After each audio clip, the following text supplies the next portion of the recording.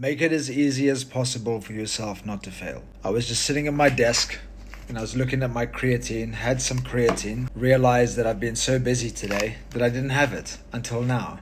And I just thought, I'm so grateful for cues. You see, I keep this on my desk because it reminds me to take all of my supplements. That is a cue. It makes it almost impossible for you to fail.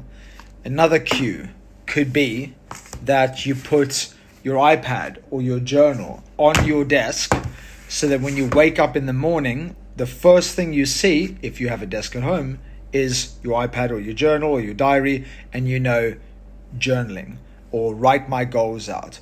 Or another cue would be open your journal, your diary, whatever you use, and before you go to sleep, rather than waking up the next morning and being like, I've got 2,700 million things to do today, and then starting your day in chaos, before you go to sleep, write down the number one or top 3 priorities for the day. So when you wake up in the morning and you open the journal again, the mind knows. Go straight to the priorities. Or as Brian Tracy, the coach, speaker, mentor, used to say, or has said for many years, eat that frog. Go to the most uncomfortable thing first and create a cue to remember to do it. Don't make your life so fucking difficult because there's too many things to remember. Ask yourself, how can I set up cues to remind myself to do the things that matter? On my desk, I have mala beads as my reminder to meditate, to do breath work, to bring myself back to presence. What else? I don't do this because I'm naturally an athlete, but if you're one of those people that you think, I really want to run. You've been talking about it and you've been talking about it more than you've been walking about it, and you're just sick and tired of being sick and tired, and you're like, I just want to run every morning. At the end of your bed or at the side of your bed, put your running shoes. And if you wake up and you turn out of the bed and you see your fucking running shoes and you still don't run, then you just don't want it enough. Or you think you can do grown-ups work, self-development and self-improvement and life transformation. You think you can do grown-ups work whilst doing child's play. If you set up cues like, I'm going to put this creatine on my desk and that's going to remind me to take all my supplements, and you still don't fucking do it on that one single cue, if you write your number one priority in your journal, if you don't write the number one priority in your journal and you start your day in chaos thinking about so many things that you have to get done, and you start your day in fear and anxiety and doubt and not being present, that's child's play.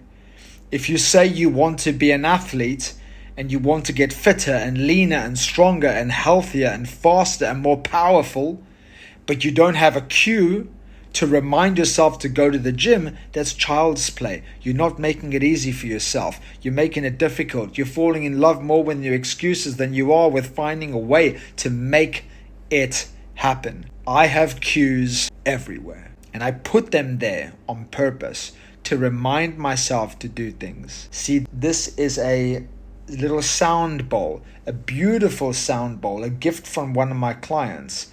And that's a cue before I go into a meeting. My laptop is right in front of me, so I see it behind me, is to just just bring myself into this present moment and slow myself down. Because I used to be called Tigger when I was young. Sometimes I'm very full of energy or very chaotic and very busy. So I just ding the bell or ding the bowl 3 times, just calm myself down, 3 deep breaths, 3 arms, whatever.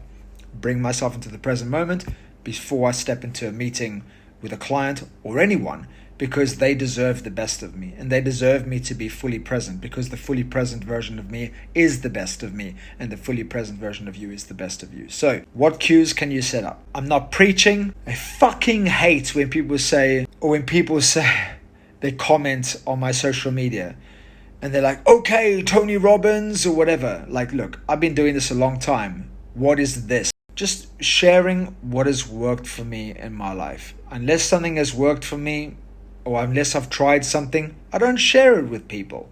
So anything you've ever seen on my social media over the last 20 years, or however long I've been doing social media, I don't know, maybe 20 years, or 18 years, I don't know how long social media has been around. Can't remember when I did my first ever YouTube, but it was a very long time ago. And it definitely wasn't the speaker that I am today, that's for sure.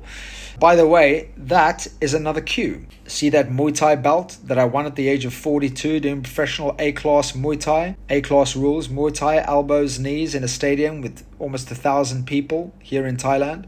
That's a cue. That's a standard. To train like a fighter, live like a warrior. To have the mindset of a fighter, mindset of a warrior. To attack my challenges, my problems, like a fighter, like a warrior. That's a cue. It's a cue to remember who the fuck I am. What cue could you put in your life that will remind you who you are? Now, I had an artist in another room in my house. I have a massive drawing of a lion. And that reminds me of who I am. I used to be called Lionheart because I've got a big heart. I'm very strong and resilient. Sorry, I'm drinking a protein shake and it's coming up. Also, I'm a Leo. Anyway, cues are very powerful. I also have, I'm not going to show it to you because it's personal, but I have something of my wife's on my desk as a reminder and a motivator to go after some goals. It's a single thing on my desk. You're welcome to guess what it is, but it's a single thing on my desk and it's just there for one reason, as a cue, as a reminder, as a prop. What else? What other cues do I have? Yeah, one more. How can I forget this one? No, two more. Think and Grow Rich, the greatest personal development book ever written. And if you know me, if you've worked with me as a student or a client, or you know me personally, you know that I would say at the intersection of my life, as in the center of my life, there is an intersection. And that intersection is mostly fitness and meditation. If you've worked with me, you know that. Right? Spiritual, gangster, physical, spiritual, iron, monk, physical, spiritual. And this by a teacher that has passed, Sri Chinmoy. He was like the Don. He was such an incredible teacher on the intersection between fitness, him specifically running. And then when he couldn't run anymore, he did weightlifting at an older age. But for most of his life, he was teaching the intersection between running, or the connection between running and meditation. And if you work with me, you know this is a big part of my life. And I just have it on my desk to remember. That's it. And this, I just have it on my desk to remember. Everything is here. Visualization, the law of attraction, personal development, goal setting, remembering that your life is not about you, that it's about being in service of others. There is so much in this book, and I know most people have read it, but if you haven't, it's Think and Grow Rich by Napoleon Hill. Probably the first ever personal development book ever written.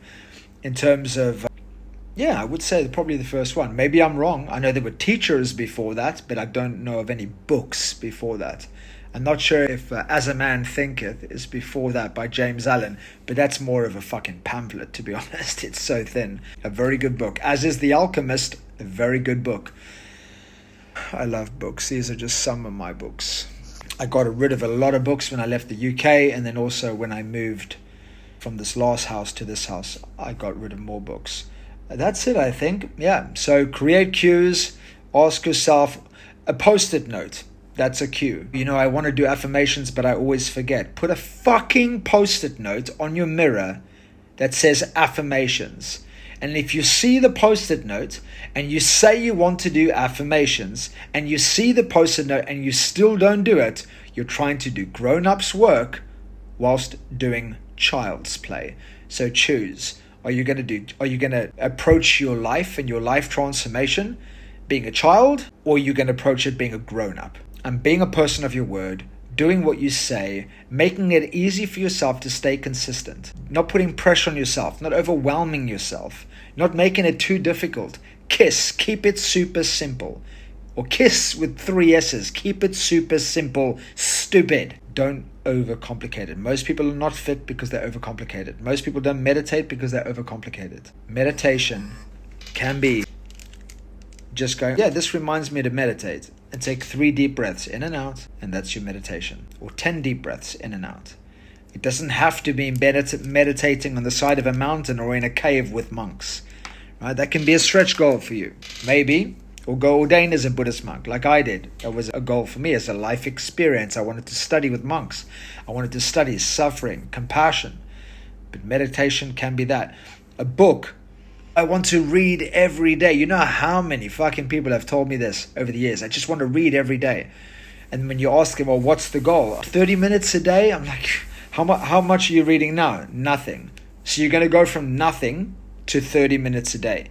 It ain't ever fucking happening. Put a book on your desk, and when you wake up in the morning, say, I'm not allowed to take that book off the middle of my desk, or I'm not allowed to do any work until I read the first paragraph. And most people, if not all, when you read the first paragraph, you will not stop, because you're already there. If you leave the shoes at the end of your bed, and your only goal is to cross the threshold from the inside of your house to the outside of your house, 99.9% of people won't go outside with their shoes on and then go back inside, because your shoes are already on. All you have to do is keep moving. If your only goal, if you want to become a meditator, and your only goal is to breathe 10 times, in and out. Inhalation, exhalation 1.